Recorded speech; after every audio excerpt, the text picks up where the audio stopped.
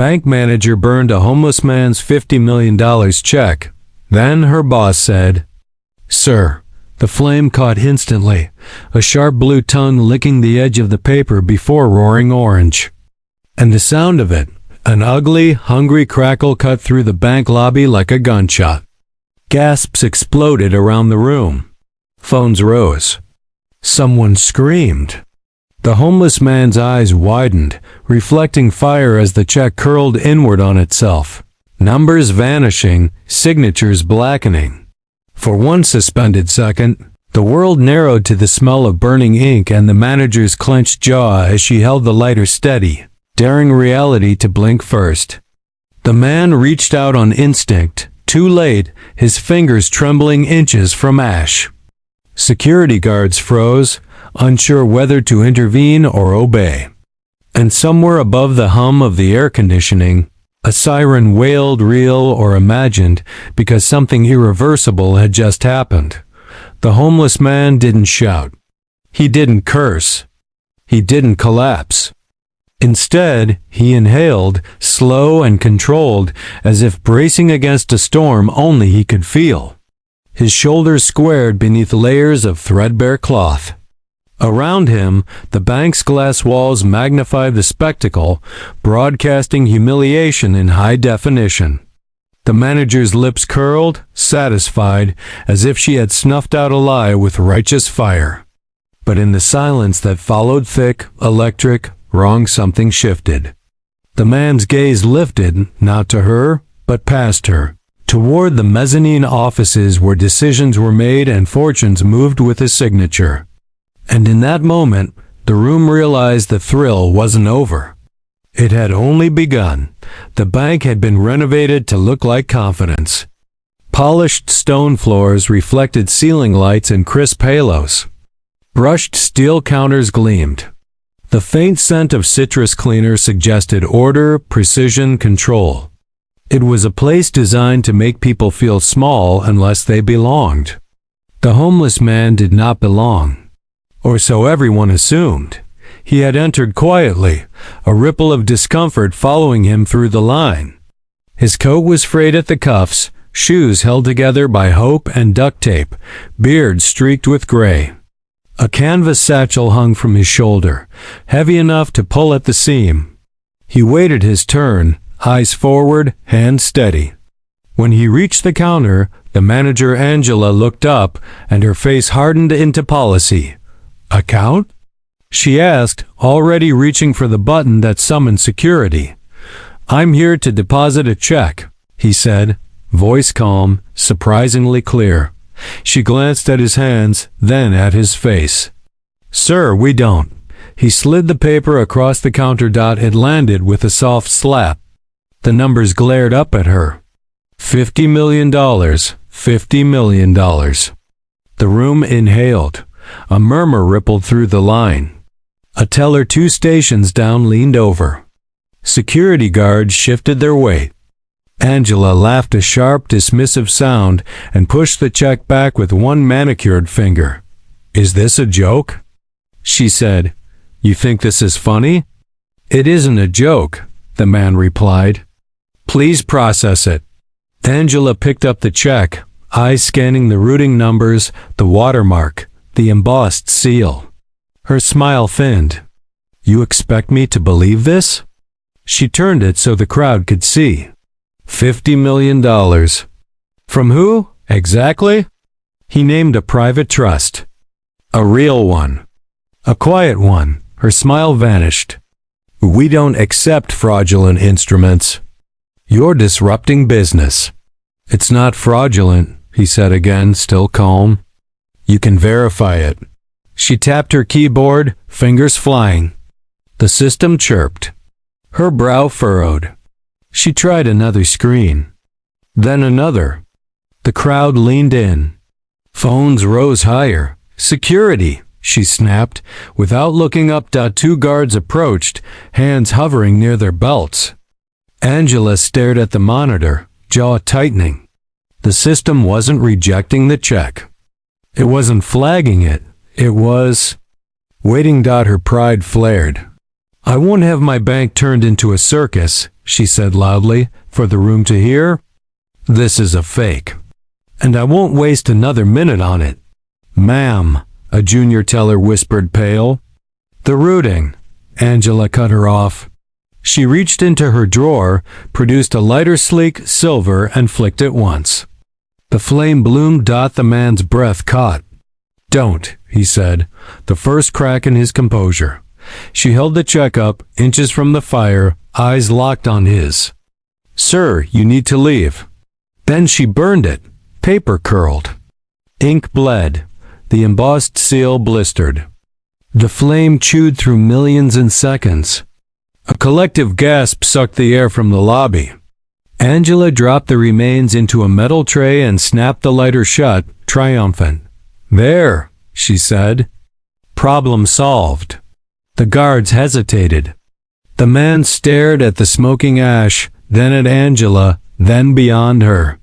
His expression changed not to rage, not to despair, but to something colder, calculating. You should have verified, he said softly. Angela scoffed. Get him out. One guard took his arm. The man didn't resist. As they turned him toward the door, a voice rang out from above, sharp, incredulous. Angela? Every head snapped up. On the mezzanine, framed by glass and steel, stood a man in a tailored suit, phone pressed to his ear, face drained of color. The bank's CEO, her boss. He stared down at the counter, at the metal tray, at the smoke still curling upward like a signal flare. His gaze locked onto the homeless man and his posture changed. He straightened. His hand dropped from the phone. He hurried down the stairs. Sir, the CEO said, breathless, pushing past security. Sir, please. The room went silent. Angela turned, confused. Mr. Caldwell? The CEO didn't look at her. He looked at the man the guards were holding, at the canvas satchel, at the calm eyes that had never left him. Sir, he said again, louder this time. I'm so sorry. A shockwave rippled through the lobby. Phones trembled.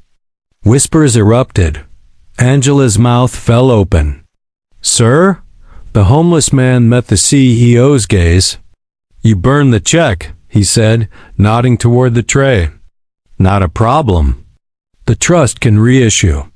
Angela laughed nervously. This is ridiculous. He's pretending. Angela, the CEO snapped, finally turning to her, fury blazing. Step away from the counter. She froze. Do you have any idea, he continued, voice shaking, who you just humiliated? The man sighed. It's fine, he said. I came prepared. He reached into the canvas satchel. The guard stiffened. The CEO raised a hand. It's okay. The man withdrew a folder thick, pristine. He opened it and laid out documents with practiced precision. Trust papers, identification, a notarized authorization letter, a private key code. Angela's face drained of color. The CEO swallowed. Sir, he said, again, softer now. Please, let me make this right. The man glanced at the ash in the tray. You can start, he said, by explaining to everyone here what happens when policy replaces judgment. Cameras rolled. The lobby held its breath, and somewhere in the building systems, alerts began to fire quietly, relentlessly, because $50 million does not vanish without consequences. Asterisk. The silence after his words pressed down on the lobby like a physical weight. Even the air conditioning seemed to hum more quietly, as if the building itself were listening. The CEO stood rigid, hands clasped in front of him, eyes flicking between the man and the scattered ashes. Angela remained frozen behind the counter, her confidence evaporating in real time, replaced by a tight, brittle smile that couldn't hide the panic cracking through. Sir, the CEO said carefully, lowering his voice the way people do around explosives, let's move this to my office. The man shook his head once. No, right here is fine. A murmur rippled through the crowd. Someone whispered, "Is this real?" Another voice muttered, 50 million. Phone zoomed in. Live stream comments scrolled faster than anyone could read. Angela found her voice. "This is insane," she said, a tremor threading through her words. He walked in off the street. "He has no account here. No appointment. No dignity?" The man interrupted gently. "You're right. I didn't bring that in with me. I assumed the bank supplied it." A few people gasped. Someone near the door stifled a laugh. Angela flushed crimson. "You will not speak to me like that in my bank." "Our bank," the CEO corrected automatically, then winced at his own words. The man turned his attention back to the folder. He slid one document forward. "This is the trust's authorization. You can call the number. You'll get voicemail first. Leave your name. You'll get a call back in under 60 seconds. The CEO hesitated, then nodded to a senior operations manager hovering nearby. "Call it." The manager dialed with shaking fingers. The line rang. Voicemail picked up. He left a message, voice tight and formal. They waited 30 seconds 40.50-9. The manager's phone buzzed. He answered. His face changed instantly, eyes widening, posture snapping to attention. "Yes, sir, yes, he's here." "Yes, I understand." Immediately. He hung up and looked at the CEO. "It's him?" Angela laughed again, a brittle sound on the edge of hysteria. "This is some kind of setup. You're all in on it." The CEO turned to her slowly. "Angela," he said, each word deliberate, "you are suspended. Effective now." The word suspended landed like a dropped plate. It shattered whatever composure she had left. "You can't do that," she said. "I followed protocol." He was clearly, "Enough," the CEO snapped. "Security, please escort Ms. Angela away from the counter." The guards hesitated, stunned by the reversal. Then one of them gently took her arm. She pulled away. "This is a mistake," she said loudly, desperation spilling out. "You're choosing him over me?" Asterisk, the man finally looked at her directly. His eyes weren't angry. They were tired. "No," he said. "You chose this moment over your own humanity." As she was led away, the crowd parted instinctively, creating a narrow aisle of stares and whispers. Phones followed her like spotlights. Her heels clicked faster, uneven, until the sound disappeared into the back offices. The CEO exhaled shakily. "Sir, please accept my apology. This should never have happened." "Apologies are cheap," the man replied. "Accountability costs more." The CEO nodded. "Name your terms." A ripple of surprise moved through the lobby. The man didn't answer immediately. Instead, he looked around at the tellers gripping their stations, at the customers clutching deposit slips, at the guards who had almost dragged him out minutes earlier. "First," he said, "I want every employee here to understand exactly why that check was valid." The CEO gestured to a screen. "Put it up," he ordered. Moments later, the bank's internal display lit up, mirroring confidential verification data normally hidden from public view. Routing numbers confirmed.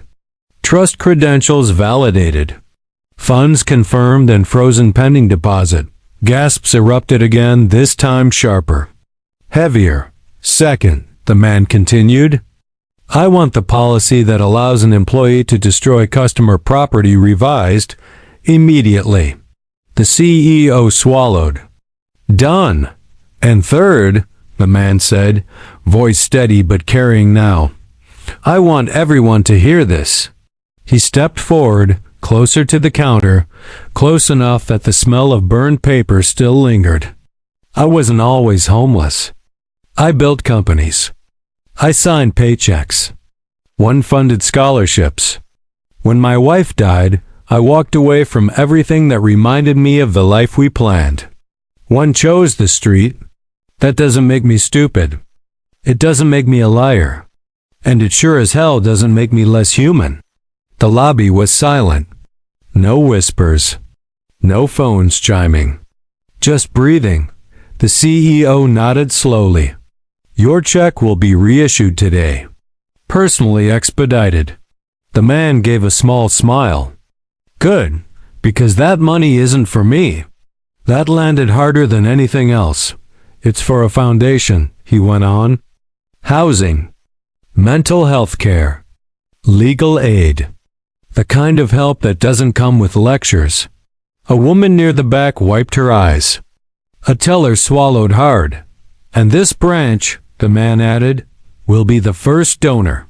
The CEO straightened. Name the amount. The man glanced once more at the counter where the check had burned.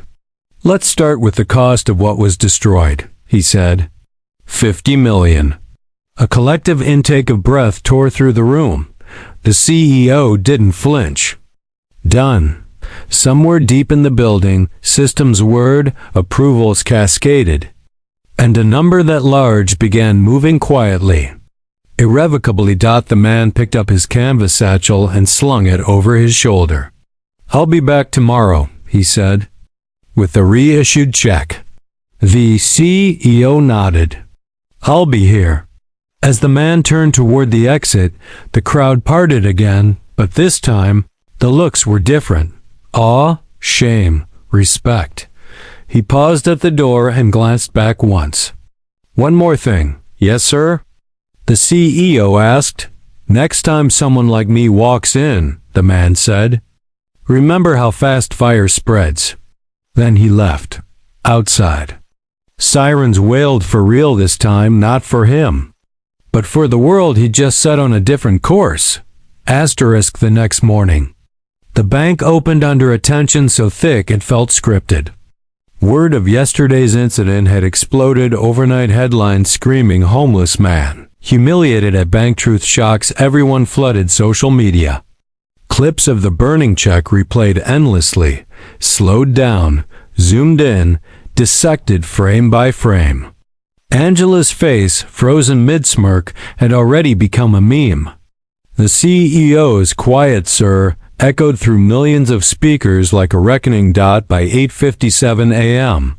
Every executive who mattered was already inside the building. Lawyers crowded conference rooms. HR drafted statements, then rewrote them, then shredded them. PR teams monitored trends in real time, watching public sentiment swing like a wrecking ball. At exactly 9:03 a.m.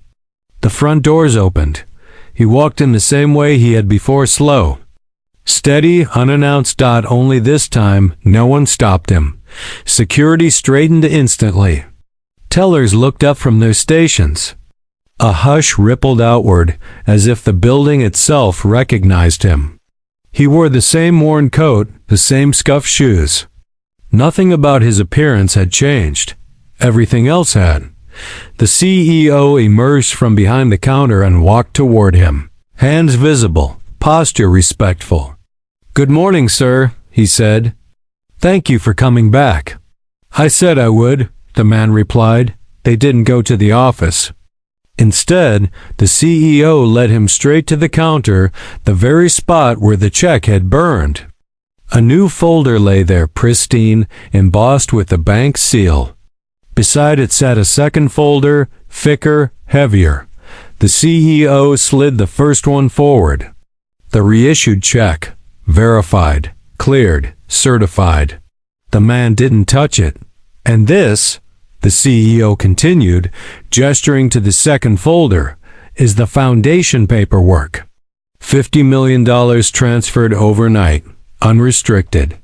A murmur spread through the lobby. Customers pretended not to stare. Employees didn't bother pretending at all. The man finally picked up the check. He studied it for a long moment, then looked up. "You fixed the paper," he said. "Did you fix the people?" The CEO didn't answer right away. He gestured subtly. From the side of the lobby, a group stepped forward: tellers, managers, security, even a few executives. All of them looked uneasy. "We held an emergency training last night," the CEO said. "Mandatory. No exceptions." One by one, the employees spoke not scripted apologies, but halting, human ones. "I've ignored people like you," a teller admitted. "I thought following rules mattered more than listening." "I assumed the worst," said a security guard. "I didn't even give you a chance." A branch manager swallowed hard. "I would have done the same thing she did," he said quietly. "That scares me." The man listened without interrupting. When they finished, he nodded once. "Good," he said. "Fear is useful if you don't waste it." He handed the check back to the CEO. "Deposit it." A teller rushed to process it, hands trembling. Systems updated. Numbers blinked. A balance most people would never see appeared on the screen. The man signed once. Clean. Decisive. As the transaction completed, applause broke out, soft at first, then spreading, unstoppable. Not celebration. Release. The man turned toward the doors again, but this time, he didn't leave. Instead, he walked to the seating area and sat down. "I'm not done," he said. The CEO stiffened. "Of course. Whatever you need." "I want to see her," the man said. "Angela." A sharp intake of breath rippled through the staff. "She's no longer employed here," the CEO said carefully. "HR is I don't want to punish her," the man interrupted. "I want her to see." After a long pause, the CEO nodded. Angela arrived 10 minutes later. She looked different. No blazer, no badge. Her hair pulled back too tight, as if control were the only thing she had left. She stopped just inside the lobby, eyes darting, already defensive. "You wanted to see me?" she asked. The man stood slowly. "Yes," she folded her arms. "If this is about humiliating me further, this is about consequences," he said. "And choices." She scoffed. "I lost my job. Isn't that enough?" "For you?" he asked calmly. "Maybe. For what you did?" "Not even close." Her jaw tightened. "I followed protocol." He nodded. "So did the people who turned away ambulances. So did the clerks who stamped papers that ruined lives. Protocol doesn't absolve cruelty." Silence stretched. He gestured around the lobby. "This money," he said, "will house thousands. Feed thousands. Save lives. Yesterday, you reduced it to ashes because you saw dirt before you saw a person." Her voice cracked despite herself. "You don't know what pressure I was under." "I do," he said softly. "I built this system. That stopped her cold. I founded the trust," he continued. "I helped design the safeguards you hid behind. I walked away when my wife died because I couldn't stand seeing my name on buildings while people slept outside them." Her eyes widened. "I came here as a test," he said. "Not of you alone. Of the world I helped create."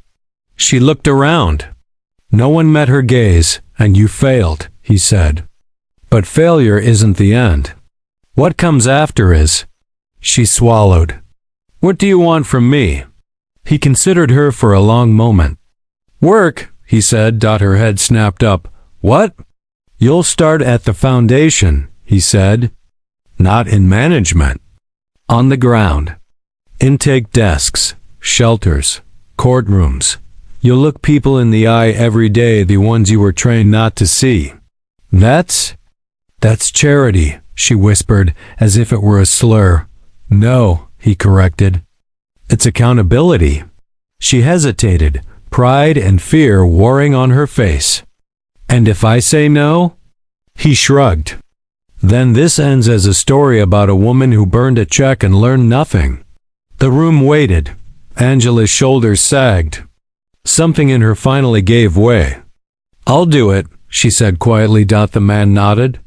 "Good." He turned back to the CEO. "One more thing." "Yes, sir." "Open the vault," he said. The CEO blinked. "The vault?" "The one behind the executive offices," the man said. "The one no one uses anymore." The CEO hesitated, then motioned for security. Minutes later, a door that hadn't been opened in years swung wide. Inside were stacks of documents. Old deeds. Forgotten accounts. Unclaimed funds. Money people never came back for, the man said. Because they died. Or disappeared. Or were pushed out of the system. He looked at the CEO. "That belongs to the public now." The CEO stared into the vault, realization dawning. "That's billions." The man smiled faintly. "Then let's stop pretending scarcity is the problem."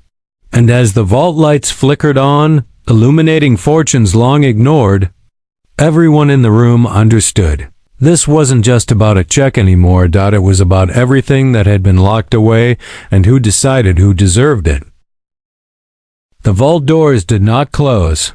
They stood open like a wound the building had carried for decades, hidden beneath polished marble and rehearsed smiles.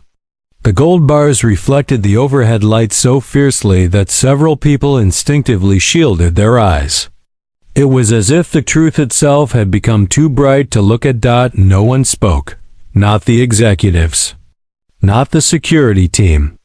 Not the employees who had gathered along the mezzanine, frozen in disbelief. The homeless man the man took one slow step forward. His shoes echoed against the marble floor, a sound far louder than it should have been. He reached out and touched one of the shelves. Brushing dust from a ledger so old its spine cracked under his fingers. "These accounts," he said quietly, "belong to people who trusted you." His voice didn't shake. That was what terrified them most. "Some of them are dead," he continued. "Some were deported. Some lost their minds trying to survive long enough to prove who they were. And some," he paused, swallowing once, "some were laughed at." Every eye drifted involuntarily toward Angela. She felt her knees weaken. The CEO finally broke the silence. "Sir, everything done here was legal." The man turned to him slowly. His eyes were calm, but something ancient and heavy lived behind them. "So was burning my check," he said. "Until you realized who I was." That landed like a gunshot. A murmur spread through the crowd. Phones came out again. Someone near the back whispered, "My God." The man took another step, then another, until he stood directly in front of the board members. "You didn't break the law," he said. "You perfected it. You turned rules into walls and walls into graves." One of the lawyers opened his mouth. The man raised a single finger. "Before you speak," he said, "understand this. I am not here to negotiate money. I am here to decide whether this institution deserves to keep existing as it is." That sentence changed everything. Outside, news helicopters hovered overhead. The story had exploded far beyond the city. Screens across the world showed the burning check on loop. The homeless man's face frozen in disbelief.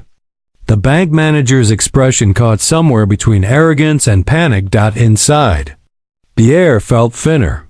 The CEO motioned toward a conference table. "Please," he said, voice hoarse. "Let's sit." They sat down for the first time in its history.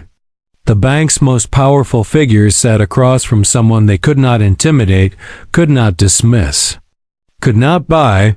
The man placed a thin folder on the table. "These are my conditions," he said. A board member laughed nervously. "Conditions?" "Yes," the man replied. "For silence?" That shut him up. The man opened the folder. "First," he said, "every dormant account in this vault, every dollar unclaimed because someone was too poor, too displaced, or too disbelieved will be transferred into a public restitution trust." A lawyer leaned forward. "That would take years?" The man interrupted. You move billions in seconds. Don't insult me. The lawyer leaned back. Second, the man continued, this trust will not be run by your bank. It will be overseen by independent auditors, community leaders, and legal advocates. Transparency will be mandatory. The CEO nodded slowly, already knowing refusal meant destruction. Third, the man said, his tone sharpening, every senior executive in this room will spend 1 week a year working anonymously within the systems. You profit from homeless shelters, public defenders' offices, food banks. Angela's breath caught. No security. No assistance. No titles, he added. If you quit, your resignation will be public. With reasons. A bead of sweat rolled down a board member's temple. And finally, the man said, closing the folder, every complaint of discrimination, dismissal, or misconduct will be published quarterly. Names included. No more burying shame in legal language. Silence. The CEO exhaled slowly. If we agree, will you withdraw your funds? The man looked at him, almost sadly. No, he said. I'll leave them right where they are, watching. The vote took less than 5 minutes. Unanimous. When the final signature was placed on the document, something inside the building shifted. It wasn't relief. It was reckoning. Angela hadn't moved. She stood near the counter where she had struck the match, the memory replaying again and again in her mind. She felt smaller than she ever had, not because she had been exposed, but because she finally understood how little power she had actually possessed. The man approached her. She flinched. I don't expect forgiveness, she said before he could speak. Her voice cracked. I don't deserve it. He studied her face, not with anger, not with triumph, but with something far heavier. Why did you do it? He asked. She swallowed. Because I was tired of being lied to, she said. People come in every day claiming miracles. I stopped believing any of them were real. And when one was? He asked. I burned it, she whispered. He nodded once. That's how systems survive, he said.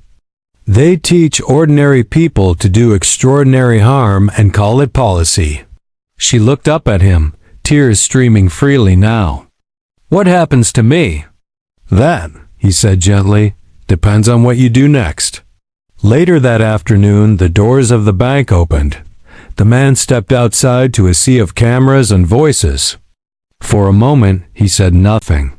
He simply looked at the crowd, rich and poor, skeptical and hopeful, all waiting for him to define what this moment meant. I was invisible yesterday, he finally said. Today I wasn't. Flashbulbs exploded. This is not a story about money, he continued. It's a story about permission. Permission to doubt someone's humanity because it's inconvenient. He gestured back at the building. That institution didn't change because I'm wealthy. It changed because you were watching. He paused. Don't look for heroes, he said. Look for habits. The quiet ones. The daily ones. Then he turned and walked away into the crowd, not above it. In the weeks that followed, shockwaves spread. Policies were rewritten nationwide. Other banks rushed to audit dormant accounts. Videos surfaced of tellers treating clients differently, some kind, some cruel. The internet didn't forget. Angela resigned, not quietly. She wrote a public letter. I was not evil, it read. I was obedient. And that frightened me more. She began working at a legal aid center, answering phones, filing paperwork, listening. Really listening. Her first client was an elderly man with trembling hands and a grocery bag full of documents. When she verified his identity and told him his funds were real, he cried so hard she had to sit beside him until he could breathe again. She cried later. Alone, the CEO resigned 3 months later. I thought efficiency was integrity. His farewell memo read, I was wrong. The bank rebranded, but the image of the burning check followed it everywhere, taught in ethics courses, debated in boardrooms, whispered in training sessions. And the man? He disappeared from headlines, but not from impact. People spotted him occasionally sitting quietly in courtrooms, volunteering at shelters, listening more than speaking. He never corrected anyone who didn't recognize him. 1 year later, a small plaque appeared near the bank's entrance. It didn't name him. It didn't mention money. It read, "Dignity is not a privilege. IT is a practice." Most people walked past without noticing, but some stopped, and for him, that was enough.